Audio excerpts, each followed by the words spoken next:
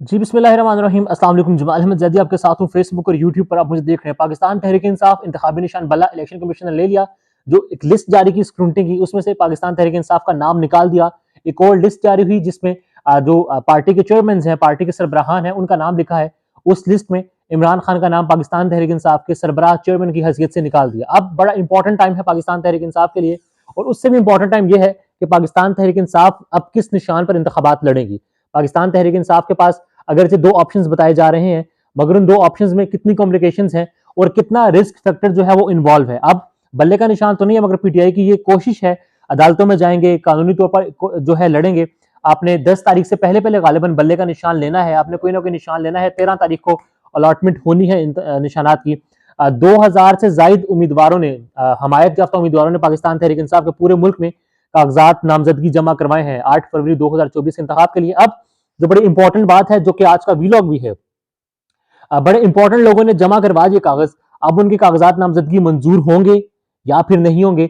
मंजूर भी हो जाते हैं, इंतखाब का रोज होना है। अब किस इंतखाब पर मोहर लगाएंगे, अब बड़ा बड़ा टेक्निकल तौर पर पाकिस्तान तहरीक इंसाफ के जो खिलाफ चाले हैं उसका आगाज हो चुका है। सबसे इंपॉर्टेंट, अगर पाकिस्तान तहरीक इंसाफ बल्ले के निशान पर इंतखाब नहीं लड़ती, तो फिर पाकिस्तान तहरीक इंसाफ किस निशान पर इंतखाब लड़ेगी? क्या सब लोग आज़ाद हैसियत में इंतखाबात लड़ेंगे? मतलब पंजाब में किसी के पास और इंतखाबी निशान है, पंजाब के लाहौर शहर में कोई और इंतखाबी निशान, कसूर में कोई और इंतखाबी निशान, लाहौर के कुछ हलकों में 19 एन 119 में कोई और निशान, 120 और निशान। इससे थोड़ी कन्फ्यूजन पैदा होगी। मगर ऑप्शंस, अगर तो ये ऑप्शंस जेर गौर हैं। कुछ इतलात हैं कि खैमे के निशान पर, जो कि मजलिस वाहिद मुस्लिमीन अल्लामा राजा नासिर अब्बास जाफरी चेयरमैन है, उनके इंतखाबी निशान के साथ पाकिस्तान तहरीक इंसाफ इंतखाबात में जाए, उनकी जमात के टिकट के साथ, या फिर कलम दवा जो कि शेख रशीद पाकिस्तान तहरीक इंसाफ के साथ खड़े रहे, उनकी भी अपनी जमात है, उसके साथ जाएं। या फिर पाकिस्तान मुस्लिम लीग ज़िया, उनकी भी अपनी जमात है, उनका भी एक अपना निशान है, वो उसके साथ जाएं। अब रिस्क फैक्टर की जो मैं बात कर रहा था, मजलिस वाहिद मुस्लिमीन नो डाउट अल्लामा राजा नासिर अब्बास जाफरी साहब बड़े जिंदा दिल आदमी हैं, बड़े वफादार हैं, बड़े जर्री जवान हैं। वो अपनी बात कहें तो उस बात से पीछे नहीं हटते। बिना किसी खौफ के इमरान खान के साथ खड़े रहे। कोई लालच नहीं थी, कोई टिकट्स का लालच नहीं था, कोई ओहदों की लालच नहीं थी। पंजाब में भी जब एक मखसूस खवातीन की नशिस्त पर जो उनकी उम्मीदवार थी, वही पाकिस्तान तहरीक इंसाफ के टिकट पर, पाकिस्तान तहरीक इंसाफ के साथ उनकी जो मेंबर्स उनके साथ बैठे रही। मुश्किल वक्त में पाकिस्तान तहरीक इंसाफ का साथ निभाया।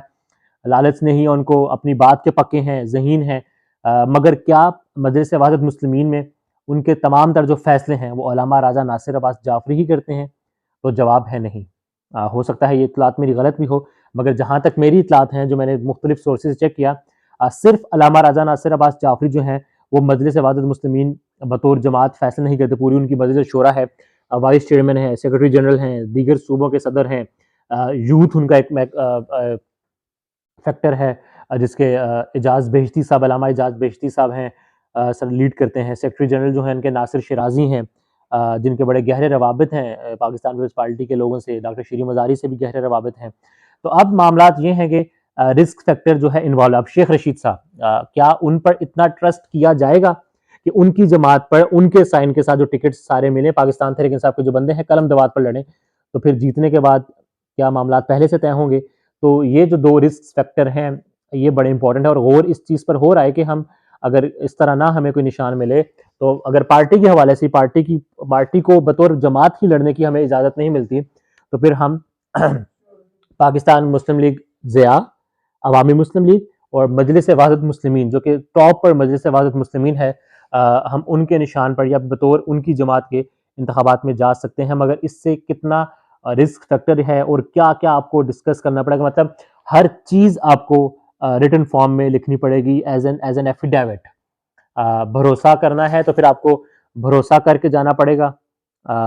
और मुझे यही लग रहा है कि without any ifs and but, बजाय कुछ लिखने के, आपको तहरीरी मुआहदे करने के, सिर्फ भरोसे की बात है। क्योंकि इस वक्त जिस पोजीशन में पाकिस्तान तहरीक इंसाफ है, लग ये रहा है कि इलेक्शन कमीशन तो इस हद तक भी जाएगा कि बतौर जमात उनको हिस्सा लेने की इजाजत ना दे, मगर supreme court, Lahore high court, Islamabad high court, Peshawar high court बड़ा इंपॉर्टेंट फैक्टर जो है, इंपॉर्टेंट रोल जो है वो अदा कर रही हैं। 8 फरवरी 2024 तमाम जमातों को प्लेइंग फील्ड मिलनी चाहिए। लेवल वाला हिसाब तो पाकिस्तान में है नहीं, और आप लोगों से कि आप वोट लाजमी डालिए ताकि धांधली के जो चांसेस हैं वो कम से कम हो सके। राय का इजहार कमेंट्स में जरूर कीजिएगा। अल्लाह हाफिज़।